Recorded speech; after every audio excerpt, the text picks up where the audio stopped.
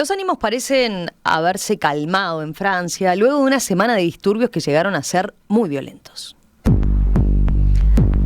La justicia francesa está llevando a cabo cientos de procedimientos de comparecencia inmediata, también llamados juicios express, por los que ya ha ido a la cárcel más de 300 personas.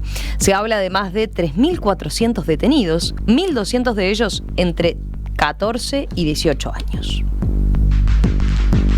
Este martes, el presidente Emmanuel Macron anunció una ley urgente para reparar aceleradamente los miles de comercios y edificios dañados durante el estallido. Comisarías, escuelas y ayuntamientos fueron incendiados en los días de protesta. Además, Macron deslizó que en futuros episodios similares se podría recurrir a una suspensión temporaria de las redes sociales para evitar la organización online de los manifestantes. ¿Qué provocó estos disturbios? Bueno, el punto de quiebre fue la muerte de un joven de 17 años de ascendencia argelina que escapó de un control policial y fue baleado por un policía. Pero por el cariz que tomaron las protestas, parecería haber bullendo una cuestión de fondo más complicada. Para empezar, la revuelta comenzó en Nanterre, uno de los suburbios parisinos deprimidos, donde viven muchos migrantes. Vamos a tratar de entender mejor este panorama. Estamos ahora en comunicación con nuestro habitual corresponsal desde París, Rafael Mandresi. ¿Cómo andás, Rafa? Un gusto saludarte. ¿Cómo estás? Hola, ¿qué tal, Romy? El gusto es mío. Buen día. A ver, si lo hemos hablado más de una vez contigo, ¿no? Si algo saben los franceses es de revolucionarse y armar lío en las calles. Viéndolo vos en este caso, esta nueva situación como ciudadano de a pie, ¿cómo viviste vos este episodio y qué diferencias le ves con otros más recientes? Bueno, lo primero, como ciudadano de a pie, probablemente sea interesante, parece anecdótico, pero en realidad creo que no lo es tanto, decir que yo me entero por los diarios de lo que está pasando. Es decir, donde yo vivo, en el centro de la ciudad de París, no pasa absolutamente nada, ni ha pasado absolutamente nada. Bien. ¿Por qué digo que es menos anecdótico? Porque da cuenta justamente de una realidad territorial muy heterogénea. Yo no hablaría de fractura territorial, aunque quizás alguien pueda pensarlo, pero en todo caso habla de realidades muy diferentes según el lugar donde uno se encuentre. Y si ya te digo, si yo no leyera los diarios, no escuchara la radio, no mirara la televisión, claro, podría no saber qué es lo que pasó, qué es lo que ha estado pasando en estos últimos días. Y lo que ha estado pasando tiene antecedentes, es decir, tiene episodios en el pasado muy parecidos. Lo más importante dentro de este registro fueron las 3 semanas de disturbios en 2005. Quizás los oyentes recuerden algo de esto, que llegaron incluso en esa oportunidad a decretar el estado de emergencia, es decir, suspensión de garantías. Y con un origen muy parecido, es decir, un episodio de la muerte de un civil a manos de un policía. En aquel momento fueron 2 adolescentes los que murieron, electrocutados, porque estaban escapando de la policía y se metieron en lo que sería una subestación, y allí murieron electrocutados. Y allí ardió Troya y fueron 3 semanas con acontecimientos muy parecidos y en los territorios análogos a los que acaba de producirse este último episodio. Y decías al comienzo, los franceses son de salir a la calle y de hacer manifestaciones. Efectivamente lo son, pero de maneras diferentes. Es decir, esto que ha estado ocurriendo es muy distinto, por ejemplo, a lo que pasó con los chalecos amarillos. Bien. Sí, esa iba a ser mi pregunta, porque como referencia lo tenemos más presente en el tiempo, capaz, ¿no? Y ahí tenemos más claro lo que significó este movimiento. ¿En qué sentido? A ver, ¿por qué lo ves diferente? Porque lo de los chalecos amarillos, en primer lugar, era territorialmente distinto. Es decir, se trataba de personas, en un comienzo por lo menos, que viven en pequeñas ciudades medias o ciudades pequeñas, digamos, más cercanas a lo que podría ser un ámbito semirural, es decir, no los suburbios de las grandes ciudades. Con reivindicaciones. En este caso no hubo reivindicaciones, en este caso es una protesta frente a un hecho, que enciende una mecha. Por supuesto que hay realidades sociales subyacentes, pero el movimiento en sí no es un movimiento reivindicativo. Y los chalecos amarillos duraron meses. Y en este caso tal vez pueda volver a producirse algún incidente, pero aparentemente estaría en reflujo. Tampoco es lo mismo que cuando salen los sindicatos a la calle, por obvias razones, y otro tipo de expresiones de reivindicación, protesta o manifestación que los franceses suelen hacer multitudinariamente en las calles. Lo que hay aquí, que es tal vez algo que pueda hacer pensar en lo que pasó con los chalecos amarillos, son los destrozos. Bueno, ahí está. Se habla de 5.000 autos prendidos fuegos, 1.000 edificios incendiados, 250 ataques contra comisarías. En ese sentido, sí, tiene un punto comparable, decís. Sí, los números que dio ayer en el Parlamento el ministro del Interior son mayores que eso todavía. Dio un número de 12.000 vehículos incendiados, con un total de casi 24.000 incendios en la vía pública, con degradación de edificios públicos, gendarmerías, comisarías de policía, pero también escuelas, bibliotecas, etcétera. En fin, con un estallido de protesta que se tradujo en acciones como estas también. Por parte de jóvenes, muy mayoritariamente. Eso te iba a preguntar, esa es otra característica, la participación juvenil. Sí. La participación juvenil, primero, porque son zonas muy jóvenes. Es decir, la población francesa no tiene la misma media de edad, de nuevo, según el territorio de que se trate. Es decir, los suburbios de las grandes ciudades, y en particular aquellos suburbios más desfavorecidos, o llamémosle los barrios populares, como les dicen acá, son mucho más jóvenes que el resto de la población, en términos comparativos. Y por otro lado, lo que hay en juego acá es la muerte de un adolescente, lo cual también juega en ese sentido.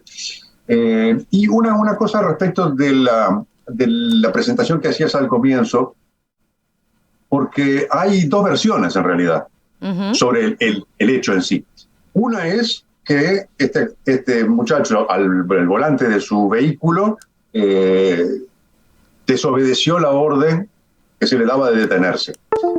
La otra versión es que estando detenido, el policía le pega con el arma a través de la ventana abierta del vehículo, y eso hace que el muchacho suelte el freno y el auto salga, y en ese momento dispara. Una u otra de estas dos versiones obviamente son muy diferentes respecto de la responsabilidad del policía. Claro. Aun cuando le cabe responsabilidad de todas maneras, y eso lo está dilucidando en este momento la investigación judicial, porque este policía fue detenido, formalizado, diríamos en lenguaje del Uruguay, y está en prisión preventiva. Bueno, y habrá un proceso y se establecerán las responsabilidades. Pero en todo caso, hay dos versiones.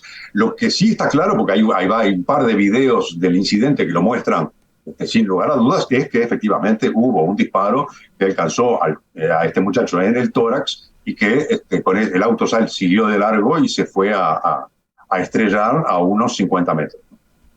Ahí hay un tema que aprovecho para preguntarte. Los controles policiales, ¿hay algo en particular en los controles policiales de este tipo que se están llevando a cabo en Francia? Veía crónicas que hablan de, bueno, la cantidad de franceses que en realidad eluden estos controles y cómo se han incrementado en el tiempo. Sí, todo eso es efectivamente cierto. En los últimos 2 años y medio, desde 2021, más allá del número de controles, en Francia murieron 18 personas por tiros de la policía por desacato. que vendría a ser la traducción que se me ocurre de esta figura que es en francés refus d'obtempérer, es decir, rechazo a obedecer. Y de esos 18 muertos por tiros de la policía en situaciones análogas a esta, 13 fueron en 2022. Lo que hay es una ley de 2017 que flexibilizó el uso de las armas por parte de las fuerzas del orden en este tipo de situaciones. Y, a su vez, hay controles que también en este caso, es decir, a mí no me controlan nunca, nunca. ¿Por qué? Porque como me dijo un amigo africano hace unos cuantos años, cuando yo le digo, pero che, ¿cómo puede ser que a vos te controlen 3 veces por día y a mí nunca? Y me dijo, pasa que vos tenés una jeta de polaco. Entonces, claro, a mí con mi jeta de polaco no me controlan nunca. Claro. En cambio, a estos muchachos que son de origen árabe, son franceses, no son inmigrantes. Bueno, claro, ya estamos hablando de esa generación, ¿no? Sus padres o sus abuelos eran de origen directo árabe, pero en este caso ya son muchachos jóvenes que nacieron en Francia y se criaron allí, y su familia es árabe, ¿no? Y por supuesto, y estos muchachos que son mucho más controlados, que viven en estos barrios donde el desempleo es mucho mayor que la media nacional, donde la pobreza es mucho mayor que la media nacional, donde tienen a la policía allí permanentemente asediándolos y controlándolos, no quiere decir que todos sean unos angelitos, no es el tema. Pero lo que sí es cierto es que hay una sensación, un sentimiento muy profundo de injusticia. Se refuerce por el hecho de que dice, pero somos franceses. Lo cual no quiere decir que si fueran inmigrantes estaría bien, por supuesto, por lo menos desde mi vista. Pero allí hay esa situación, que es una situación no resuelta, y que es lo que lleva a que cada tanto este tipo de fenómenos se produzca. Como pasó en 2005, como en menor escala ha pasado alguna otra vez, y como ha pasado estos últimos días, tanto en algunas de las localidades de la periferia de París, como en otros barrios de la periferia de otras ciudades también. Después me interesa volver sobre ese punto que señalás sobre lo territorial y esa fragmentación y cómo se advierte, capaz que ante estos episodios. Pero me quedó algo en particular de lo que decías del uso de la violencia, más allá de estas cifras, ¿no? que son realmente fuertes, ¿no? 12.000 autos prendidos fuegos, los daños a los edificios. El episodio más sonado fue el del choque de un auto, ¿no? Un auto en llamas contra la casa de un alcalde parisino, donde él no estaba, el alcalde como tal no estaba, pero sí estaba su esposa con 2 hijos chicos que sufrieron las consecuencias, ¿no? Ella creo que tratando de huir con la desesperación, una quebradura por lo menos. Pero ¿a qué punto llegó el grado de violencia en ese sentido, o cómo se vio por parte de esta movilización esta vuelta, ¿no? Y este hecho en concreto, porque vi incluso declaraciones de la familia del joven muerto que originalmente generó las protestas, que se desmarcaban totalmente, ¿no? Decían, bueno, nosotros estamos llamando a una movilización pacífica, no tenemos nada que ver con estos daños que se están generando, ¿no? Sí, bueno, este episodio que mencionas es muy útil para introducir otro aspecto, y es que en este tipo de situaciones hay otras fuerzas que actúan aprovechando la revuelta para ejercer actos violentos. De acuerdo a lo que se ha sabido, ese ataque con un auto en llamas que va contra la casa del alcalde de esa localidad de la periferia de París, no sería de los manifestantes o de los que participan en las revueltas, por toda una serie de elementos que implican una preparación y una logística de la que los manifestantes estos no disponen. Una de las hipótesis es que se trate de una suerte de ajuste de cuentas o de venganza de alguna red de narcotráfico contra el alcalde. Es decir, no todos los episodios de violencia son necesariamente realizados por quienes salen a la calle a protestar por la muerte de este muchacho Nael. Y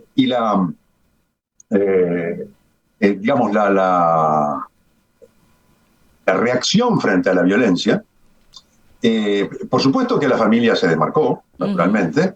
De hecho, la madre de este pibe, había convocado a una marcha blanca, como se le llama, es decir, una marcha en silencio y pacífica, en homenaje y en protesta a este muchacho.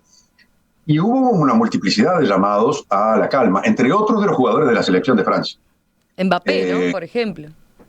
Sí, se hizo a través de la cuenta de Mbappé en redes sociales en nombre del conjunto de los jugadores de la selección. Y también hubo llamados a la calma de parte de actores políticos. Uno de ellos, el presidente de la República, que manejó bastante bien esto, bastante bien, porque podría haber sido una espiral, ¿no?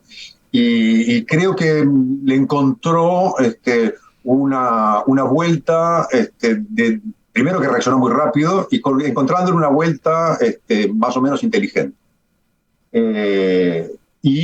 Otros, con algunas excepciones, el llamado a la calma fue general en la clase política, no en todos los casos. Y hubo, para también completar quizá el paisaje de cómo esto mueve o es aprovechado o refleja y traduce realidades francesas múltiples, hubo por parte de algunas redes de ultraderecha, no el partido de Marine Le Pen, sino de otro tipo de movimientos de ultraderecha, se lanzó una colecta pública para apoyar al policía procesado. Y a este momento la llevan recaudados más de 1,5 millones de euros.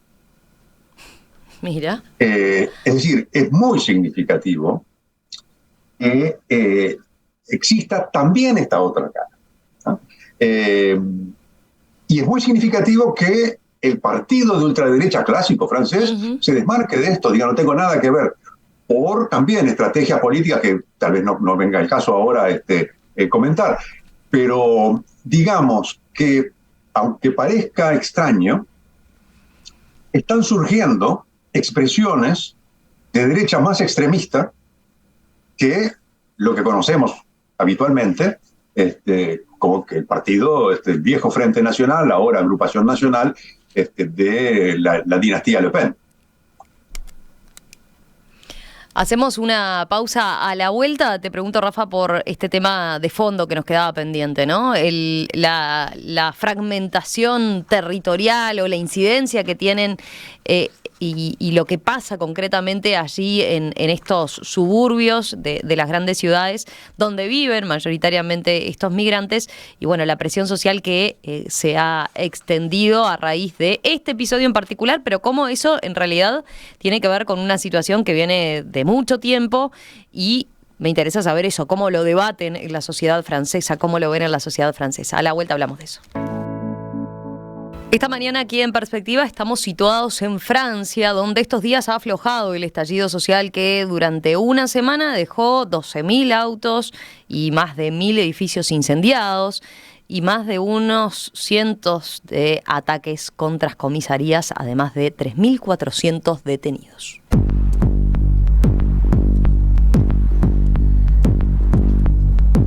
Lo que encendió este estallido social, la chispa, digamos, que encendió la mecha fue la muerte de un joven de 17 años a mano de un policía.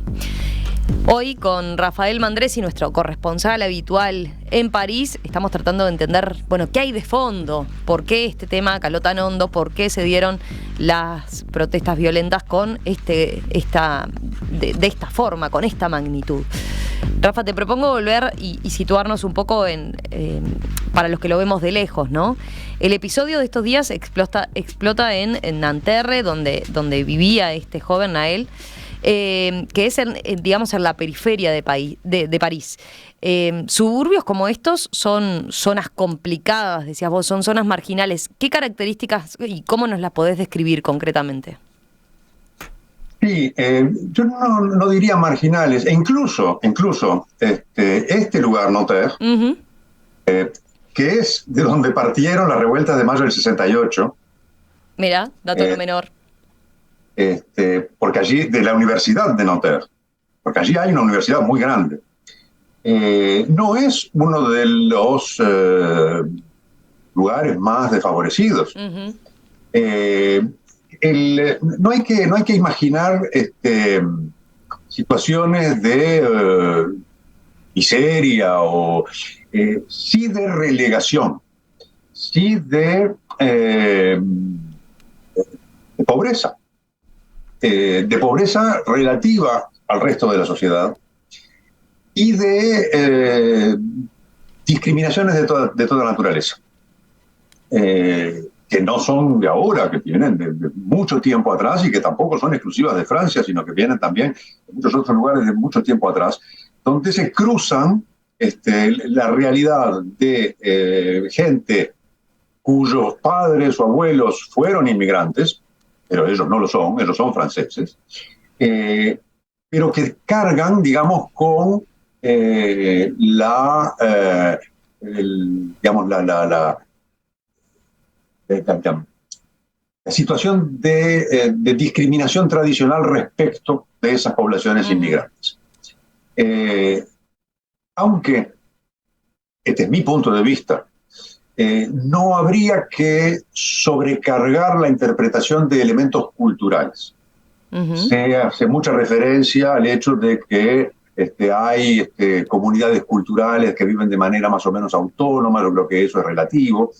Se hace mucha referencia al Islam, por supuesto. Para mí el punto central en todo esto es social. Es decir, son situaciones de vida, de acceso a los transportes, de acceso a los bienes colectivos, de plata, es decir, de pobreza, que conforman allí un caldo de cultivo para que ante un incidente como el que se produjo, estalle la cólera. En una sociedad donde la gente deja estallar su cólera en la calle, con formas muy diferentes. Y estos barrios son barrios donde allá por los años 60 y 70 se construyeron gigantescas torres, por ejemplo, de edificios en un urbanismo que también es catastrófico. En su momento era el horizonte de la modernidad y que después terminaron siendo palomares y jaulas para centenares y miles de personas, donde los transportes públicos llegan de manera menos eficiente que en otras partes, donde muchos de estos lugares están más o menos copados por pequeñas bandas de tráfico de todo tipo, incluido narcotráfico, pero no solo, con economías paralelas, con altísimo desempleo. Y bueno, esa realidad territorial es la que una y otra vez emerge ante un accidente o un incidente, y el resto del tiempo mucho no se la ve, salvo que uno vaya. Claro. Sí. De ahí lo que yo decía al comienzo, si esto no pasa, yo ni veo eso. Pero por otro lado decías eso, ¿no? Son como bombas de tiempo ahí a punto de estallar, ¿no? Con una gran presión social y con esta... Vos decías, no es fragmentación necesariamente, pero anda cerca, ¿no? O sea, no hay fragmentación en el sentido de que no hay una segregación territorial física. Claro. Es decir, yo puedo tomarme un metro y llegar hasta allí, hasta Nanterre o hacia algún otro lugar sin ningún problema, y puedo caminar por allí, no tengo ningún problema, no hay un problema de seguridad en ese sentido, para nada. O sea, hay gente que está allí, que trabaja, que vive, pero que vive en condiciones que son diferentes a las del resto de la sociedad francesa o de otros sectores, porque tampoco hay dos situaciones nada más. Y esto no es porque el Estado francés no haya invertido, han puesto camiones de plata para mejorar la situación de esas zonas. Pero evidentemente no es solamente así que se puede intentar mejorar esa situación. Hay otros factores que juegan. Incluso se llegó a crear hace unos cuantos años, hace muchos años, un ministerio específico para esto. Sin embargo, algunas mejoras puede haber, equipamientos colectivos se han construido, pero es contra esos mismos equipamientos colectivos que muchas veces quienes se manifiestan terminan atentando, porque no los sienten como propios. Sí, súper complejo. A ver, te iba a preguntar para ir cerrando, otro punto que llamó mucho la atención y que se ha planteado tiene que ver con el racismo, ¿no? La ONU directamente le pidió a Francia que tome medidas contra el racismo en la policía a raíz de este episodio del joven asesinado. ¿Es un tema de discusión en Francia problemas de racismo en la policía? Bueno, sí es un tema. Por un lado, hay un debate donde hay grupos que acusan a la policía de racismo y donde hay quienes acusan de racismo a quienes acusan a la policía de racismo, porque se trata de gente que reivindica una identidad particular y que sería segregacionista, etcétera, etcétera. Pero es mucho más complicado el asunto y hay bolsones dentro de la policía, sectores duros que tienen afinidades políticas de extrema derecha, donde esto sí existe, pero no es la policía y tampoco es la mayoría de la policía. Hay varios sindicatos policiales. El sindicato mayoritario de la policía francesa emitió un comunicado en el que no solamente deplora lo acontecido, sino que dice que la policía no debe actuar así y se solidariza no solamente con este muchacho que murió, sino con su familia y con los habitantes de estos barrios. Pero hay otros grupos que no necesariamente están en esa misma sintonía. O sea que acá también hay que hilar relativamente fino y por supuesto que existe racismo en la sociedad francesa, pero no es una sociedad racista. Así como existe racismo en la sociedad uruguaya, sin que eso quiera decir que la sociedad uruguaya es racista como tal. De manera que, pero también allí, yo insisto, a un riesgo de parecer un poquito repetitivo, no creo que ese sea el centro de la cuestión. Las cuestiones raciales pueden aflorar cuando hay cuestiones sociales que permiten que la raza se transforme en un problema. La raza presunta, por supuesto. Sí, te entiendo clarísimo. Para cerrar ahora, decíamos en el arranque que, bueno, ahora aparentemente las protestas y las manifestaciones se calmaron, ¿no? No hay riesgo de contagios por ahora tampoco o de que vuelvan a darse. Yo creo que no, salvo que ocurra algún otro hecho, pero creo que no, precisamente por la propia naturaleza del estallido. Si es un estallido. Acá también la diferencia con los chalecos amarillos es muy notoria. Los chalecos amarillos era un programa de movilizaciones con una reivindicación y por lo tanto duró meses y meses. Acá es una reacción frente a un hecho, una reacción muy, muy dura, muy violenta en algunos casos, pero una vez que empieza a declinar, si no hay nada que la relance, en principio estaría, yo creo, en un reflujo definitivo hasta que vuelva a pasar algo. Que en algún momento seguramente pase. Sí. Pero por lo visto, como decís, entonces tampoco a ese caldo de cultivo, ese problema social de fondo, no le han encontrado la vuelta, pero se está debatiendo más, por lo menos ahora, de posibles salidas, posibles alternativas, teniendo en cuenta eso que señalabas de, bueno, que no es que no hayan invertido, por ejemplo, ¿no? No pasa solo por ahí. Se ha discutido, se discute desde hace muchísimos años. Y bueno, la realidad muestra que más allá de que se haya debatido, discutido y que se hayan tomado acciones, no se ha resuelto. Y probablemente se siga discutiendo con más intensidad ahora en estos días y después eso volverá a declinar un poco, pero seguirá siendo uno de los temas de discusión en Francia, porque ya te digo, es algo permanente, de lo que se habla desde hace muchísimo tiempo, que está en las plataformas de los partidos políticos, está en los movimientos sociales, con las asociaciones civiles, en fin. Y hasta tanto no se le dé en la tecla, se podrá seguir debatiendo, pero si vuelve a ocurrir un episodio de esta naturaleza, probablemente tengamos el mismo resultado. Rafael Mandresi, gracias. Gracias, Rafa, como siempre, un placer. Nos volvemos a contactar en cualquier momento. Te mandamos un abrazo o capaz que te tenemos por acá próximamente. Un abrazo grande. Sí, dentro de unos días voy por ahí. Perfecto. ¿Te venís? ¿De qué temperatura partís? ¿En cuánto andan hoy por allá? Hoy estamos en 27. Bueno, bien, tolerable. Tráete el agua en todo caso, Rafa. Sí, me llevo una valija con varios bidones. Sí, creo que sí. De souvenir podés traer eso. Un abrazo grande.